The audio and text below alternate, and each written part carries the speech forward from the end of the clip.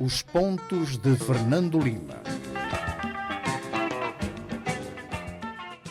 Boa noite, rádio ouvinte e telespectadores, cá estamos nós para mais um Pontos de Fernando Lima, sexta sim, aqui na Rádio Savana. É um programa que pode escutar também diferido aos sábados às 12 e domingo às 21 horas, aqui na Rádio Savana 100.2, e também ver diferido na televisão independente de Moçambique, aos domingos, terças e quintas-feiras às 21 horas. Boa noite, Fernando Lima. Boa noite. Há poucos dias do 2020. Há poucos dias, mas um ano muito preenchido, sobretudo do ponto de vista político. Este foi um ano muito rico. Ser muito rico não significa muito bom, mas é isso, os processos têm altos e baixos e o nosso processo não é exceção. E vamos olhar para este balanço nacional nos próximos programas, mas para já é um programa em que vamos discutir um pouco, vamos comentar sobre os DDRs, o que faz parte do processo político.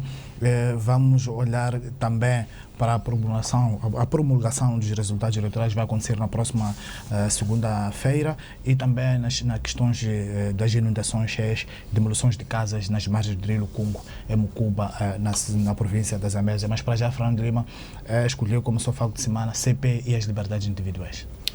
Exatamente.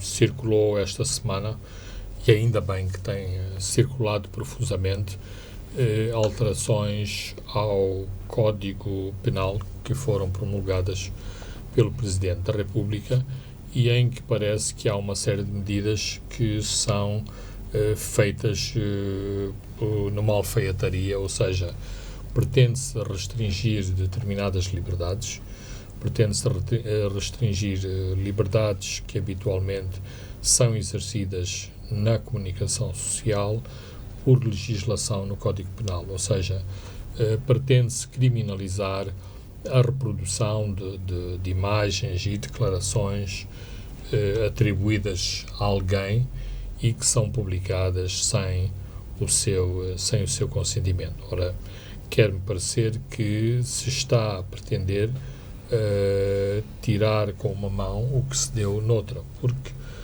a liberdade de imprensa e a liberdade de expressão são direitos constitucionais e os direitos constitucionais sobrepõem-se a todas as outras matérias que eventualmente venham a ser legisladas ou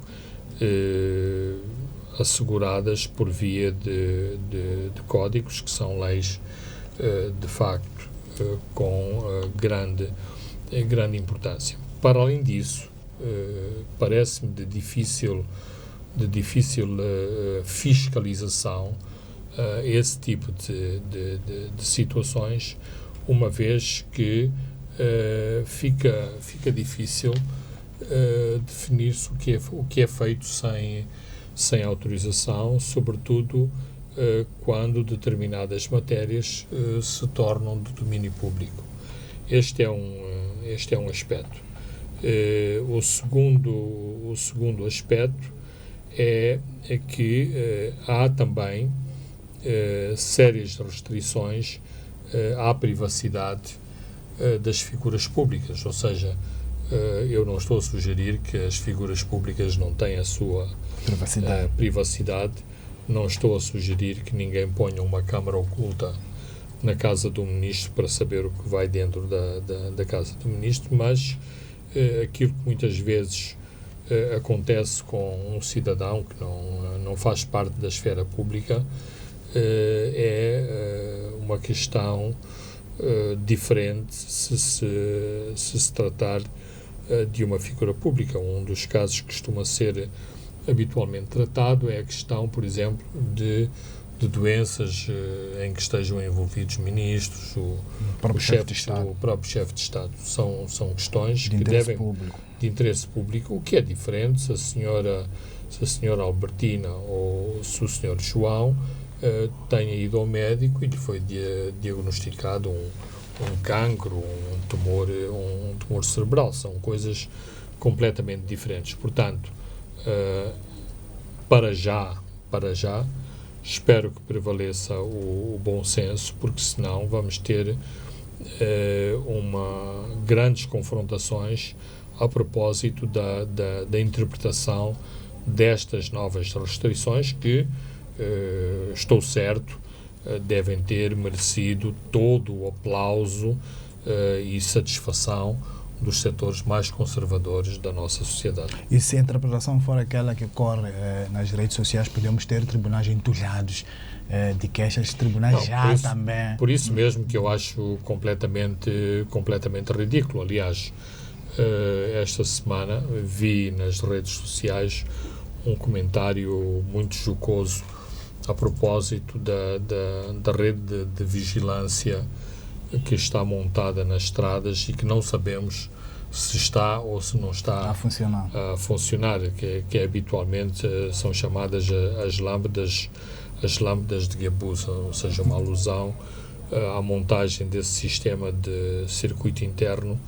de câmaras de televisão montado durante o mandato do presidente Guebus. E, portanto, se eu não posso reproduzir, fica fazendo disto uma interpretação grosseira.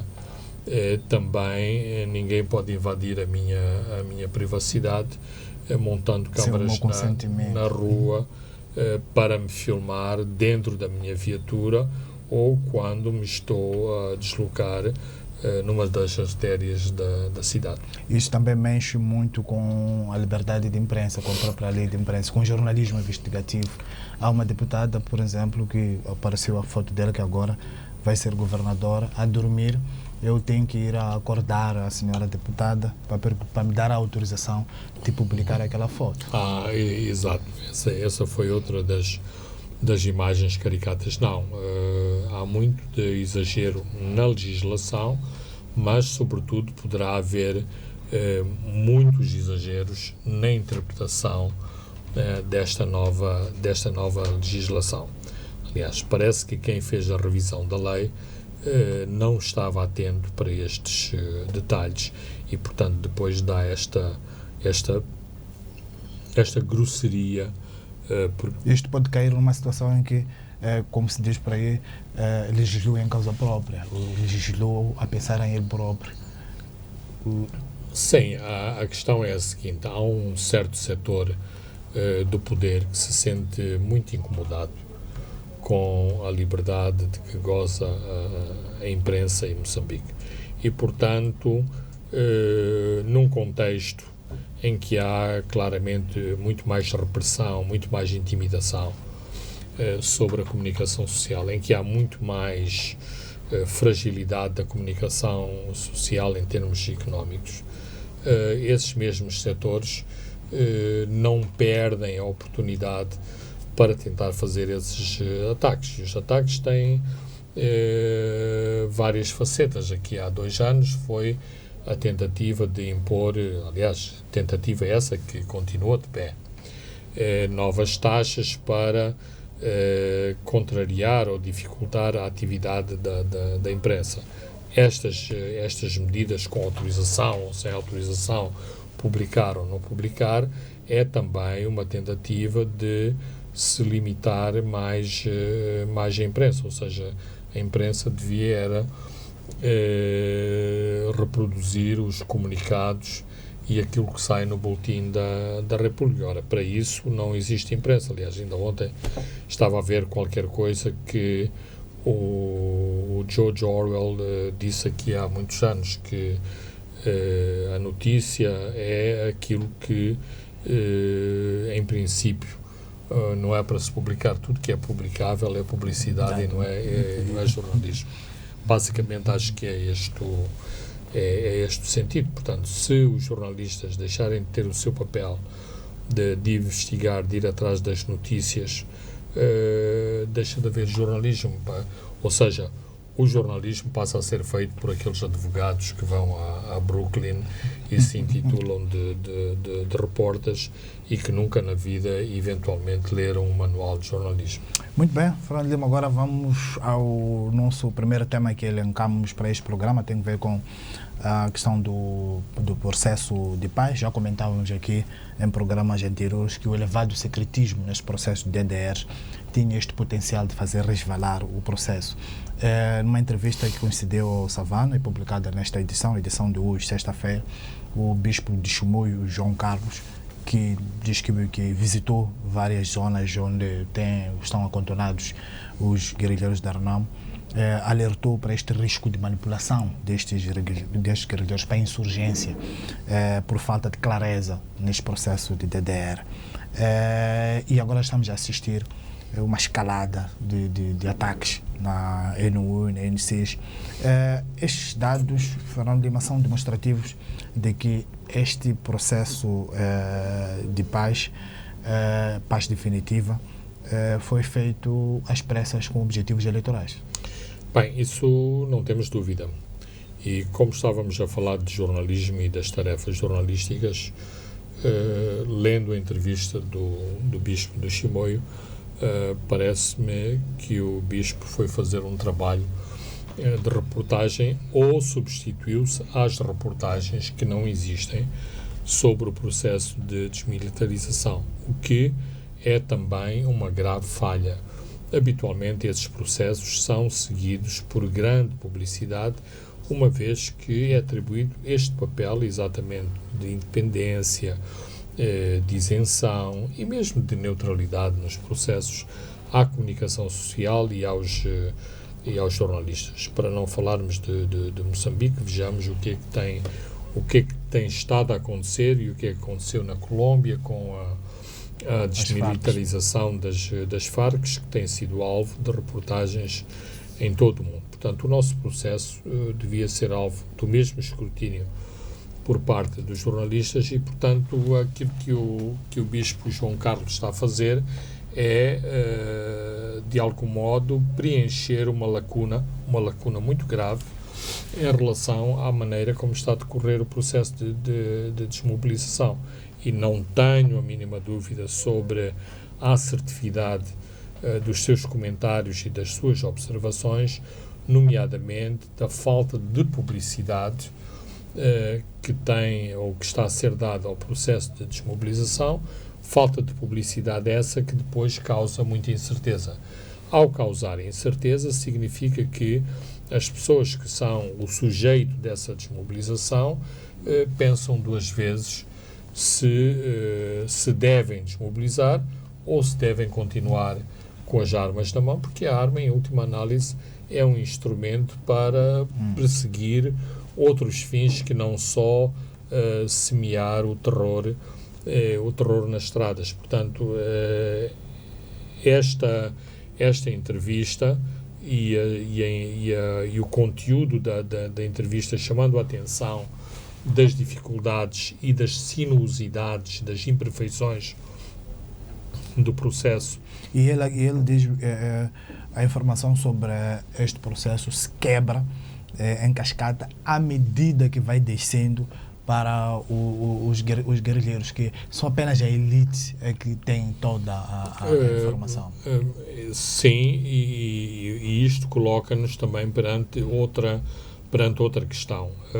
A comunidade internacional está a participar neste processo. A comunidade internacional tem oficiais, tem militares no terreno que fazem esta monitoria e acompanhamento. Então, parece-me estranho que este alerta esteja a vir da parte do clero, do clero católico e não da própria comunidade internacional, que habitualmente tem exatamente este papel de alertar para as limitações que um processo com este melindre e os processos de desmilitarização são sempre complexos, são sempre melindrosos, porque lidam com pessoas que têm armas e que de um momento para o outro vão ficar sem essas mesmas armas e têm expectativas em relação às contrapartidas que eventualmente vão receber para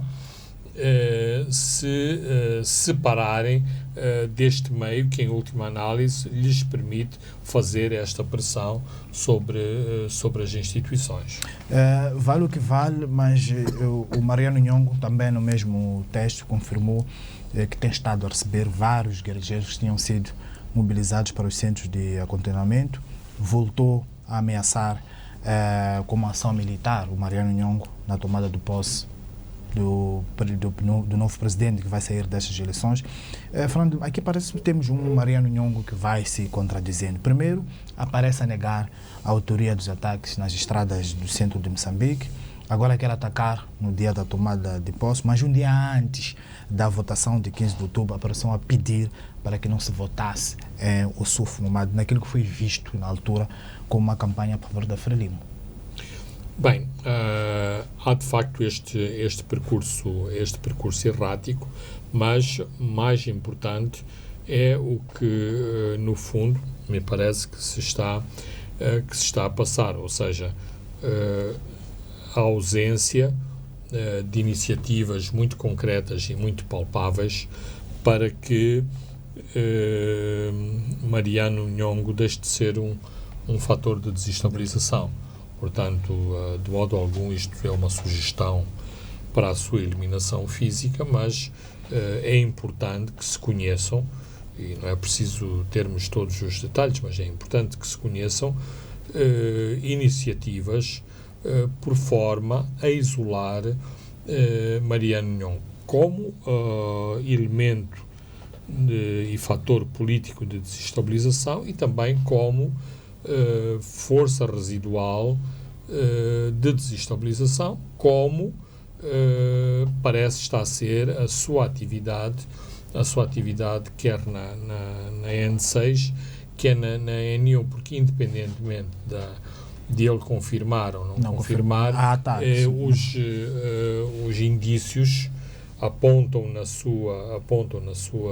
sua direção e os prejuízos são notórios, sobretudo num mês muito sensível em que as famílias habitualmente viajam para todo o país e que, coincidentemente, tem um agravamento de preços nas passagens aéreas, portanto, transformando o transporte terrestre mais crucial. Ora, se há esta situação de ataques na zona centro, que é o nó viário mais crucial de temos aquele corredor, porque ali há um encontro na circulação leste-oeste e norte-sul, portanto, com meia dúzia de homens e com ausência de contramedidas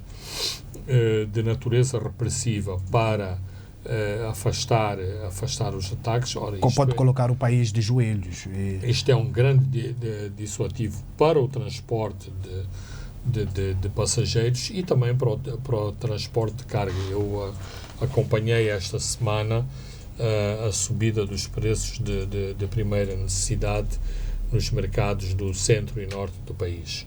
Eu não fiz uma investigação profunda sobre as causas. Há razões que estão ligadas à origem dos produtos, sobretudo quando os produtos têm origem na África do Sul, mas também uma parte da justificação para os preços altos tem a ver com menos circulação na estrada e pelos preços que a caminhonagem está a impor por causa destas situações. Se há mais delongas na entrega das mercadorias, logo estes custos no fim do dia acabam sempre por ser imputados ao consumidor final.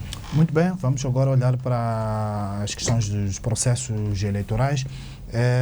Fernando Lima, no meio de denúncias de graves irregularidades nas eleições de 15 de outubro, o Conselho Constitucional promulga próxima segunda-feira os resultados destes escrutínios.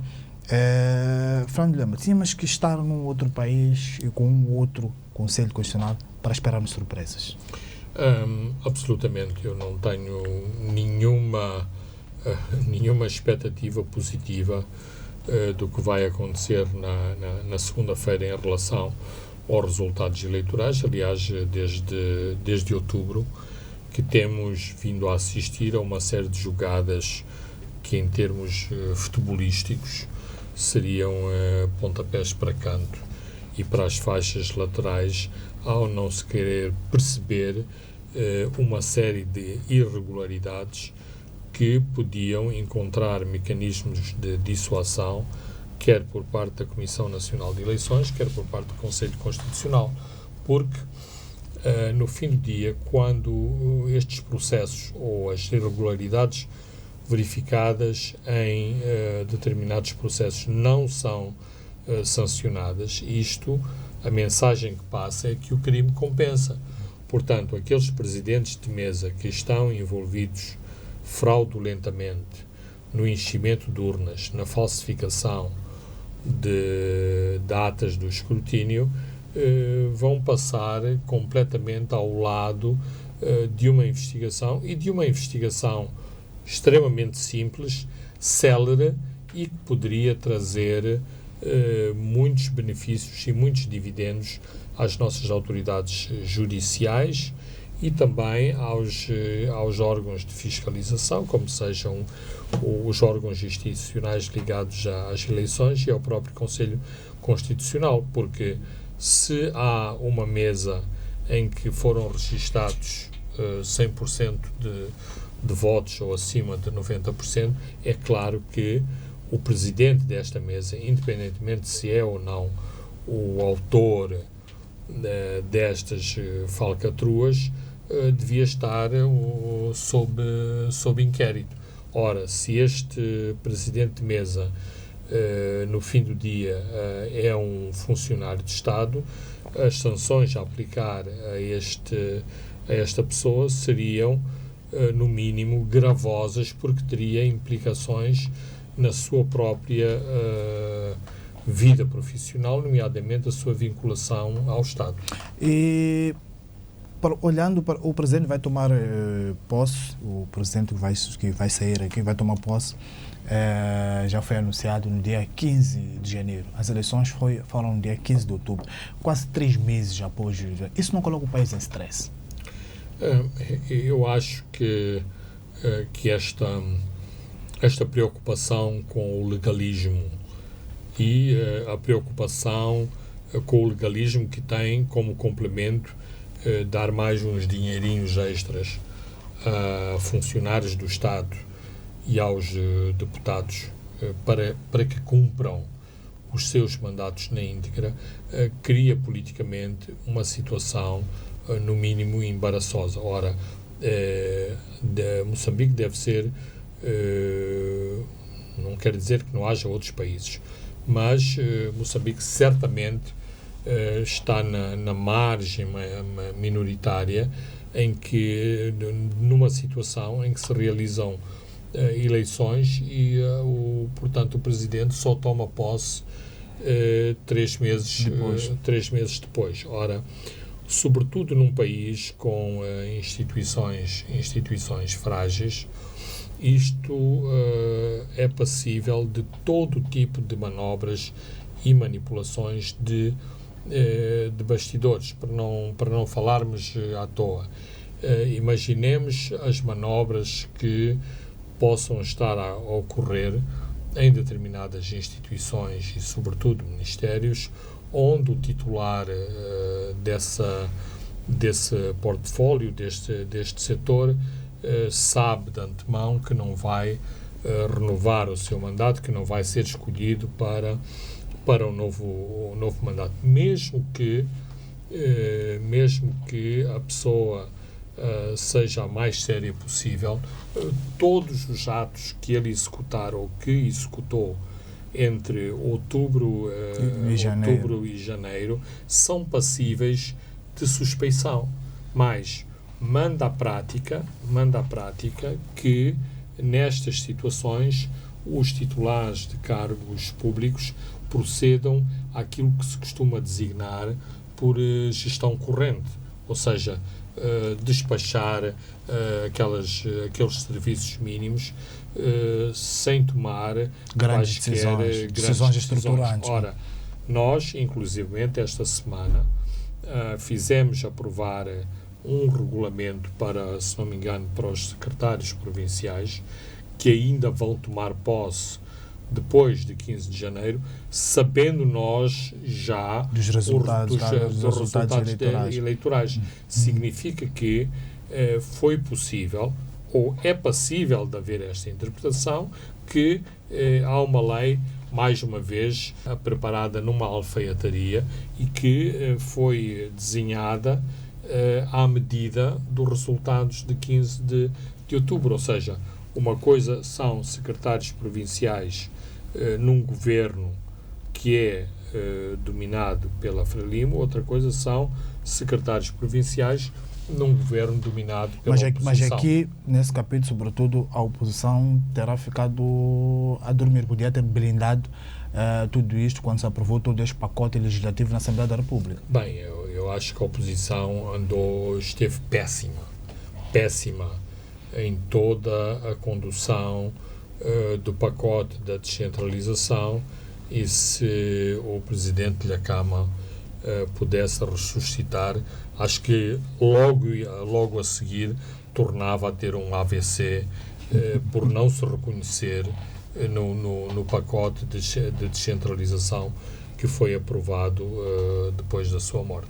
Vamos olhar um pouco, provavelmente, e não se espera mudanças. É o presidente Filipe Nyusi que vai tomar posse no dia 15. Provavelmente teremos governo entre os dias 16 a 20. Olhando para a experiência passada, não levou muito tempo. Espera grandes mudanças, primeiro na estrutura governamental, novos ministérios, novas designações, e para um núcleo à volta do presidente dentro do atual governo. Espera que transite para outro governo. Bem, eu penso que, e daquilo que tenho ouvido, são necessários ajustamentos que são determinados pela experiência governativa dos últimos 5 anos. Penso que há uma preocupação do Presidente da República de continuar a diminuir o número de ministérios. Acho que ele levou a sério esta crítica que foi feita à composição do seu primeiro governo, mas isto pode ser uma preocupação presidencial, mas muitas vezes estas coisas, no fim do dia, têm que acomodar muitos outros interesses e, sobretudo, quando o Presidente, de algum modo, também é refém do próprio lobby partidário que conduziu o candidato. Há que recompensar muita gente. Muita gente quer ser recompensada, faz questão em dizer que quer ser recompensada, faz questão em que a mensagem chegue ao Presidente que quer ser recompensada, independentemente da forma como isto chega. Ou seja, eu não quero, mas é a minha província, é o nosso grupo, é a juventude, são as mulheres, é Nampula, é a Zambésia, é Cabo Delgado, enfim. O embrulho tem tem vários tipos de papel com que é feita ou com que é entregue a encomenda. Não penso que o núcleo duro que trabalhou nos últimos 5 anos com o Presidente se vá alterar, independentemente de poder haver mudanças. É sabido e não é segredo que o primeiro governo foi feito de muitos compromissos. Os compromissos vão continuar a existir, mas certamente será um governo mais no perfil presidencial, porque ele é chefe de governo, e no perfil do seu núcleo duro. Basicamente as linhas de força, do Presidente da República é eficiência, trabalho, dedicação, competência, resultados. E, portanto, aqueles ministros muito politizados e com muitos braços para cima e para baixo, com muito músculo no braço direito, têm tendência a serem preteridos, porque não é essa a filosofia deste Presidente. Muito bem, Fernando Lima, este é um tema que vamos prosseguir nele depois de 15 de janeiro. Para já, vamos a um brevíssimo intervalo e voltamos já.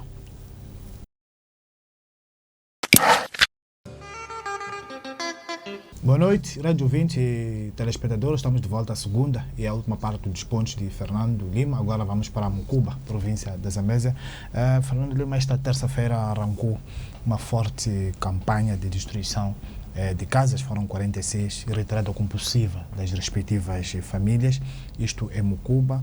E essas habitações foram erguidas nas margens do rio Lucungo.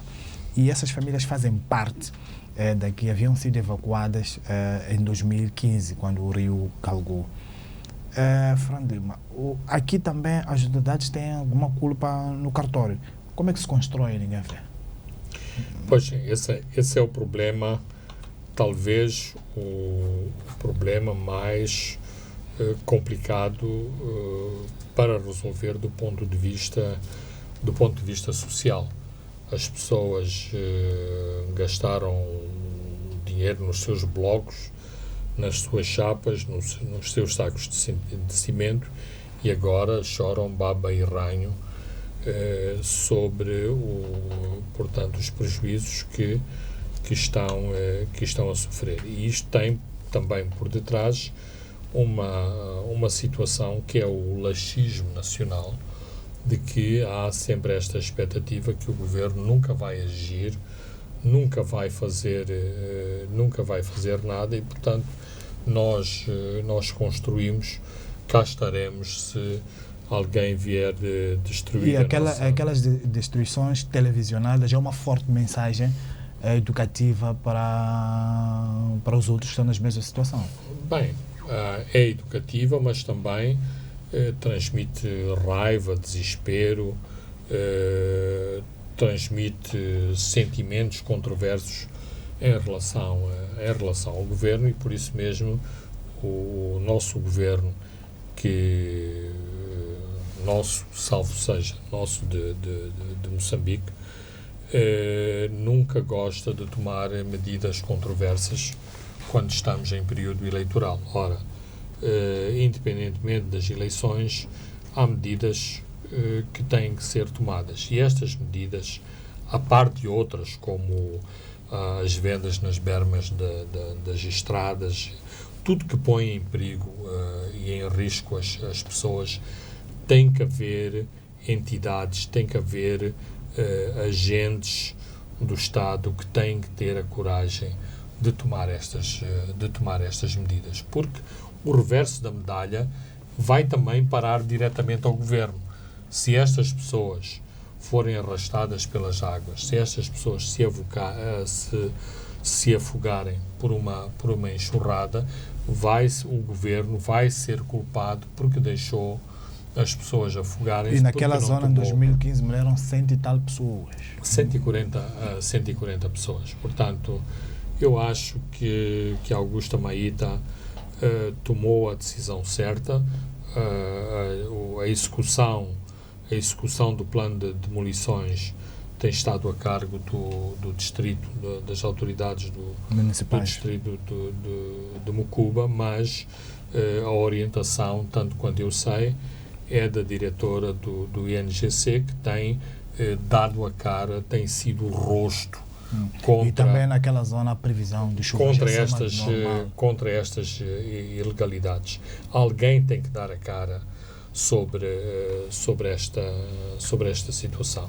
E é verdade, sim, que o Presidente da República, em muitas situações, não tem um discurso tradicionalmente muito populista e ataca de frente este tipo de situações, mas depois isto tem que ser acompanhado por um mesmo discurso das autoridades de nível provincial e de nível distrital. E, sobretudo, tem que haver firmeza para que isto seja implementado, porque não é só as cheias, são as doenças que o viver nestes sítios acarretam. Por exemplo, a STV, estou a usar o nome da própria estação, tem um cunho muito populista em muito das suas reportagens de natureza social. Esta semana, se não me engano, tinha uma reportagem sobre os resultados das cheias aqui na cidade, mas é preciso, e eu insisto nisso, porque há bons profissionais nesta estação, é preciso explicar o outro lado da questão. Essas pessoas vivem no meio da água, não é porque de repente começou a nascer a água ali debaixo das casas.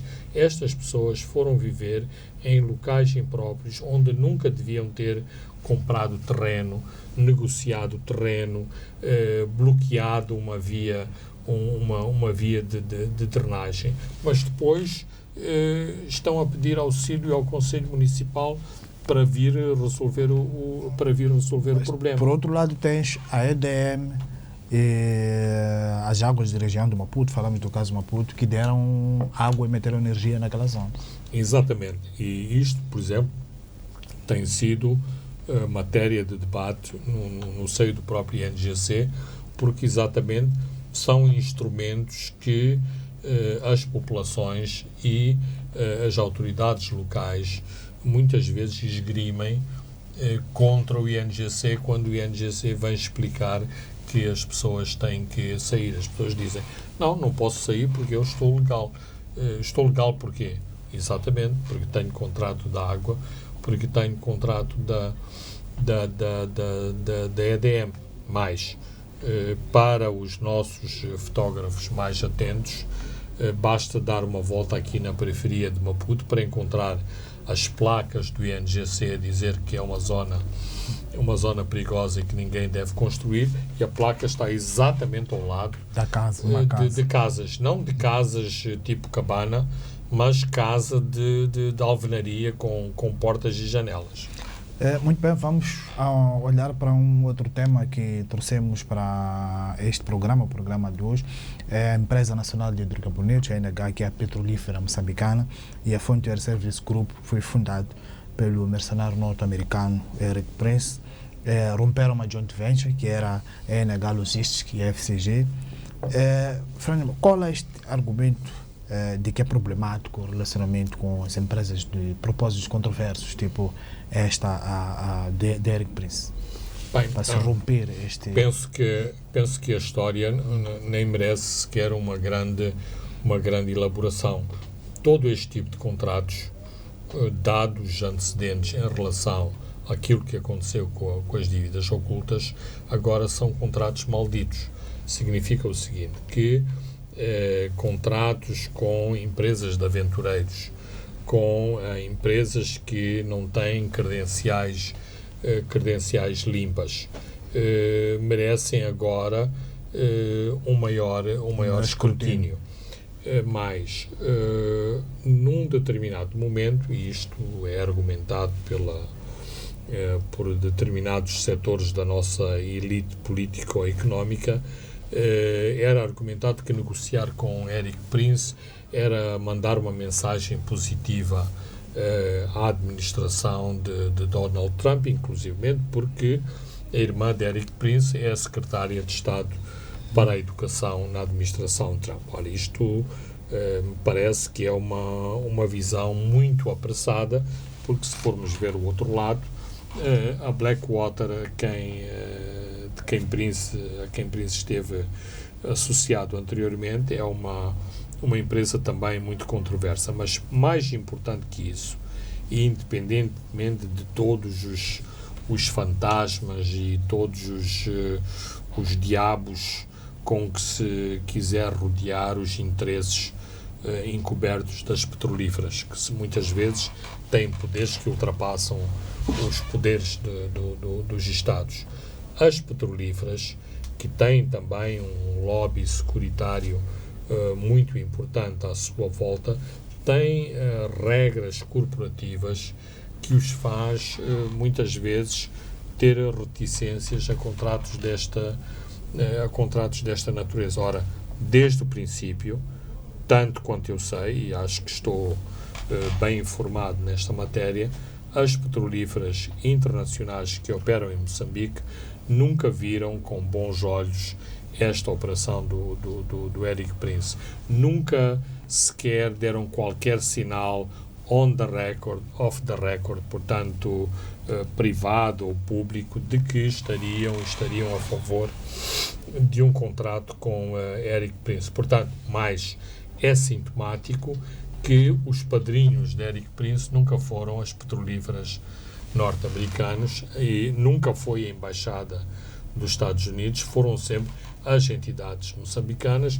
Quem nas entidades moçambicanas? O próprio CIS, e o oficial do CIS era António Carlos do Rosário, que, independentemente daquilo que vai acontecer no julgamento, se ele for a julgamento, é para já indiciado de vários crimes. Portanto, então ficou órfão o Eric Prince depois deste processo claramente. todo, porque vai morrer também a parceria que tinha com a Proíndicos, foi afastado no combate à insurgência em Cabo Delgado, a favor do Grupo Wagner. Então os negócios deles caem depois deste escândalo das dívidas ocultas, e alguma desses seus eles são claramente um dano colateral das dívidas ocultas. É tipo, eu não quero nada com... É como se a pessoa tivesse lepra. Ninguém quer ficar perto desta pessoa. Nunca ninguém viu, nem nunca ninguém conheceu, apesar de eventualmente terem estado em muitas jantaradas e recepções privadas. Mas isto é o resultado do escândalo em torno das dívidas ocultas. Mais a ENH, que muitas vezes tem uma importância que é sobretudo uma importância formal, porque a sua importância decorre de ser formalmente a contraparte destas petrolíferas. A ENH também tem uma reputação a defender. Se quer sentar com JP Morgan, com a Morgan e Stanley, se quer estar a ser analisada pela Fitch, pela Moody's, tem que ter, digamos, um comportamento acima de suspeita. Não pode ser uma empresa de mafiosos, ou que tenha esse carimbo associada a este tipo de desconfiança. Olhando para esse lado de associação a grupos duvidosos ou de propósitos controversos, temos um sócio, por exemplo, na base logística de Pemba, que é a Orlean Invest, do Gabriel Volpe, que também é associado a Tiku Abubakar, o antigo vice-presidente da Nigéria, que já foi investigado pagamento de luvas, corrupção, pelo Senado norte-americano, onde também temos algumas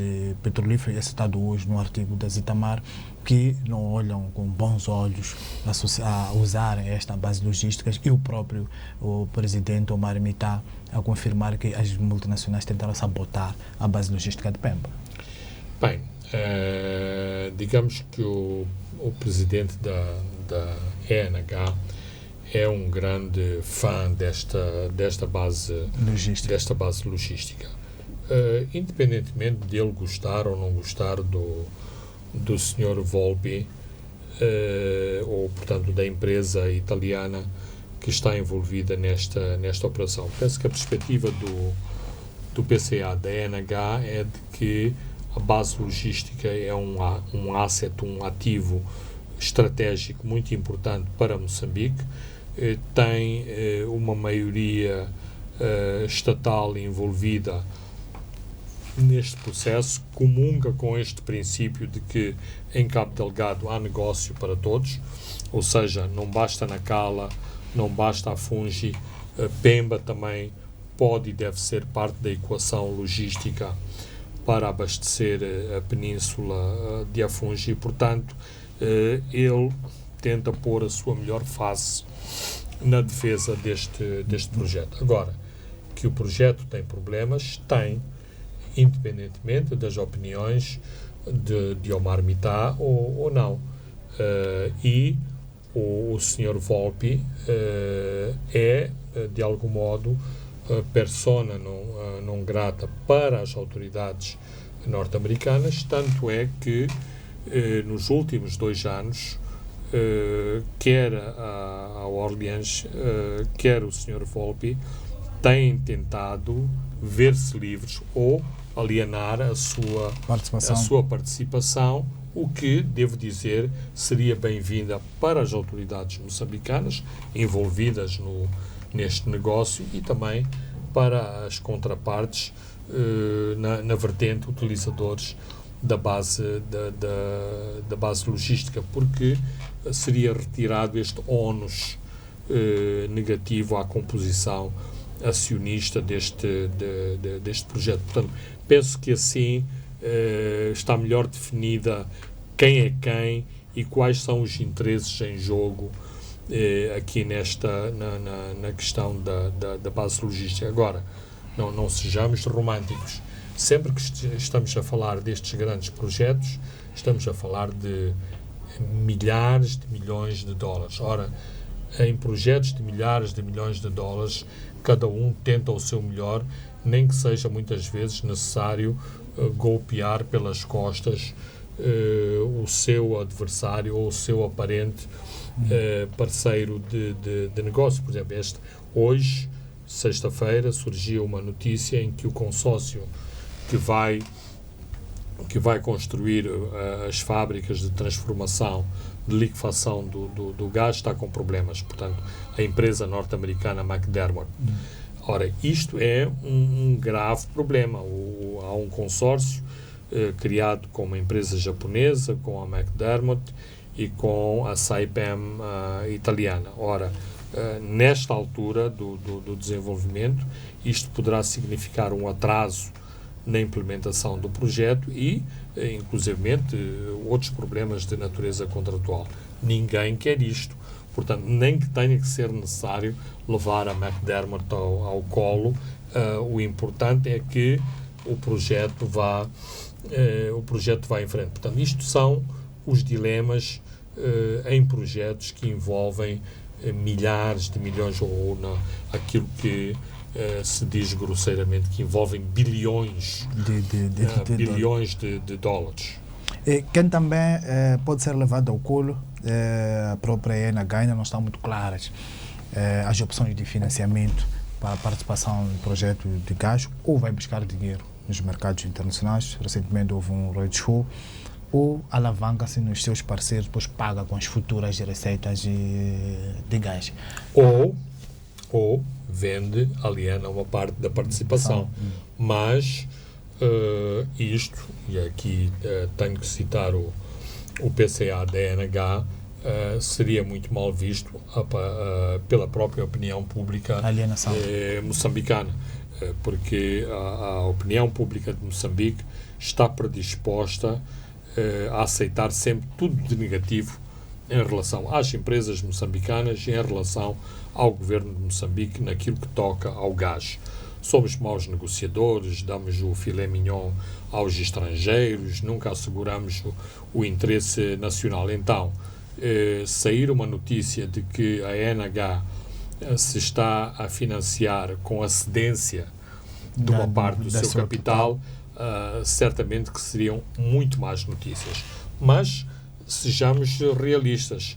A ENH está dentro do projeto não porque trouxe os seus milhões, mas porque exatamente tem uma bandeirinha de Moçambique no seu emblema. Acho que por acaso não tem, mas para o sentido que estamos aqui a discutir, é esse o ponto. Ou seja, pelo facto de carregar a bandeira de Moçambique, A ENH tem direito legalmente 10%, 15%, tem sido este o valor de participação.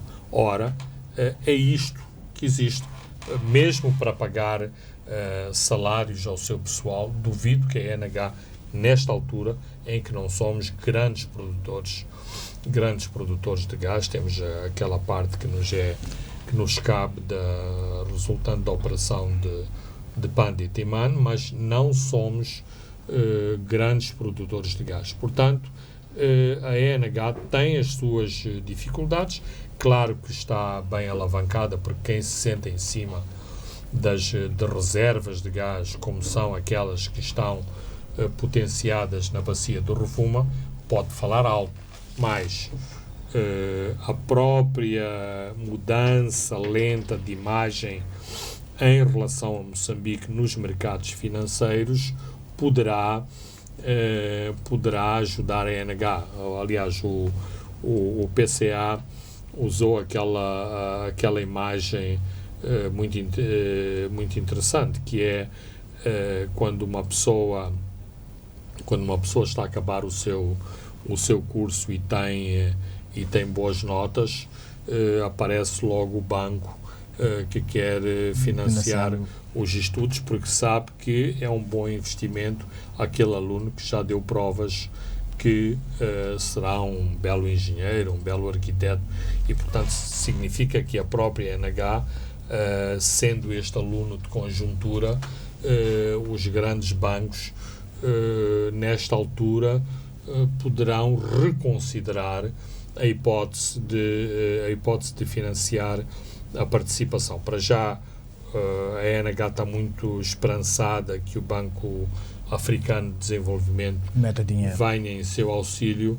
mas os bancos que farão a diferença serão certamente os bancos europeus e americanos, que têm disponibilidades para dar outro tipo de musculatura à ENH, e a ENH também tem em mão exatamente os futuros do gás, o que lhe dá também esta capacidade de poder negociar com os sindicatos bancários. Vamos ver agora os caminhos de ferro de Moçambique, que vão retomar o porto de Nacala a partir do próximo ano, este controle de gestão.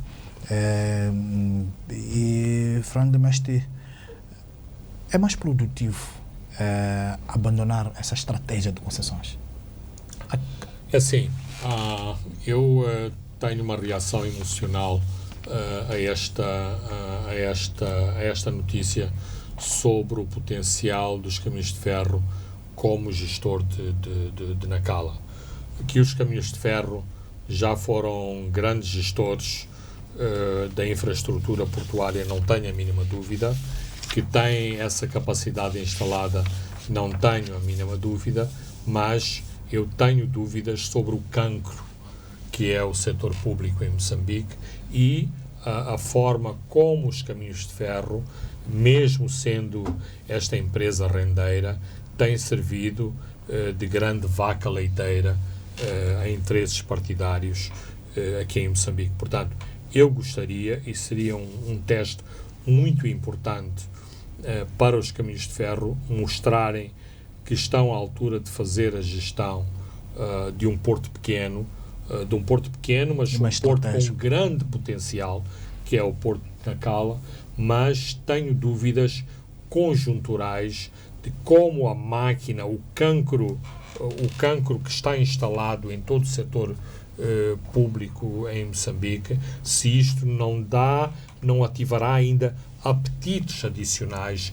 para se roubar, para se ir aos caminhos de ferro buscar dinheiros para financiar operações que não têm nada a ver com os caminhos de ferro e com o próprio erário público moçambicano. Muito bem, Fernando Lima, chegamos ao fim de mais um programa onde olhamos para o processo de paz, olhamos também para a promulgação dos resultados eleitorais que vai acontecer na próxima segunda-feira, será feita pelo Conselho Constitucional, há demolições de casas em Mucuba, nas margens do rio Congo, na sequência de ameaças de inundações nos próximos tempos. Olhamos também para o negócio da ENH com o mercenário americano Eric Prince e fechamos com os CFM que retomaram a gestão do porto de Nacala. Eu sou Francisco Carmona, André dos Santos se encarregou da parte técnica. Boa noite, até de hoje a 7 dias. Os pontos de Fernando Lima.